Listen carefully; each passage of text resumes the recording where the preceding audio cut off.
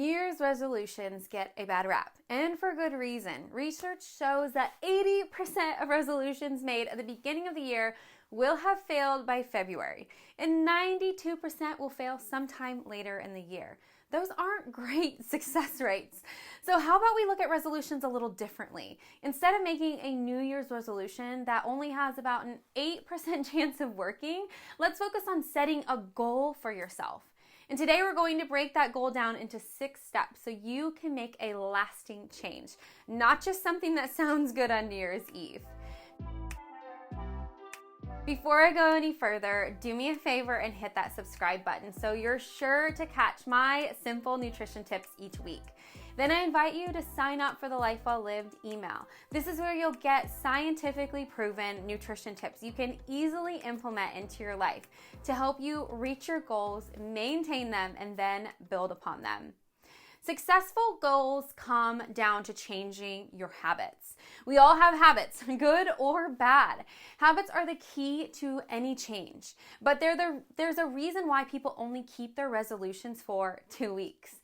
There is hope though. You can make lasting changes, but it requires just a few steps. So let's take a look at the 6 steps you will need to take if you want to achieve your goals. Step number 1 is to think about what it would look like if you didn't achieve your goal. Raise your hand if you've seen It's a Wonderful Life. Okay, I can't actually see your hands, but during the holiday season is the perfect time to watch it. First, because it's constantly being shown, and 2, because it has a great message. In the movie, George is shown what life would be like if he hadn't been born. I won't give the story completely away, but everyone's life is less joyful without his impact. In a similar way, before you go any further, I want you to think about how your life would look like if you never achieved your goals. Ask yourself if you're okay with that reality. Number 2 is start small. We often have these grand ideas of how we're going to improve our health or lifestyle. Let's take exercise for an example. Maybe your goal is to work out 5 times per week. It's good to have a specific amount in mind. But if you're currently not working out at all, you're going to be overwhelmed by trying to do it 5 times every week. When you try to change too much too fast, you get overwhelmed and burned out, and this results in no change being made at all. Sadly, this is where 80% of the population ends up just weeks into the new year. So instead of biting off more than you can handle, start small and give yourself permission to start really small. Let's go back to our exercise example. If your goal is to exercise more than you're currently not exercising at all, make it your goal to work out just once per week. This will allow you to easily achieve that goal, get a win under your belt, and start making progress. Once you've been consistent or feel you have achieved that goal, move on to the next one. Step number 3 is be specific. The more specific you are about the goal you set, the more likely you are to achieve it. It's hard to aim at something that isn't clear. Let's say you're handed a bow and arrow and are told to shoot at a target in front of you. But the problem is that it's really foggy outside. It would be difficult to hit your mark, wouldn't it? But I commonly hear friends and clients make vague resolutions. They say they want to work out more, eat healthier, or even read more. Working out, eating healthier, and reading more are all great things, but these unspecific types of goals don't provide a clear direction or even a way to truly measure progress.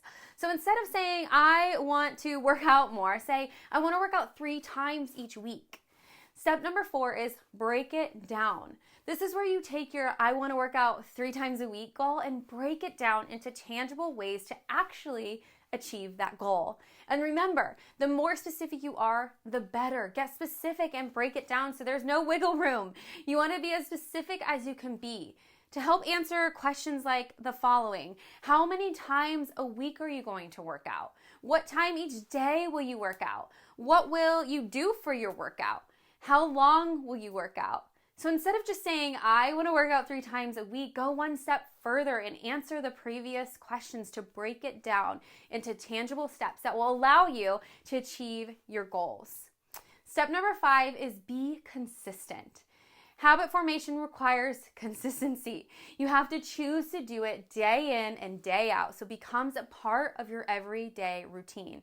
And that's why starting small is so key. It's much easier to be consistent and make lasting changes when you start small rather than jumping headfirst into the deep end and getting overwhelmed.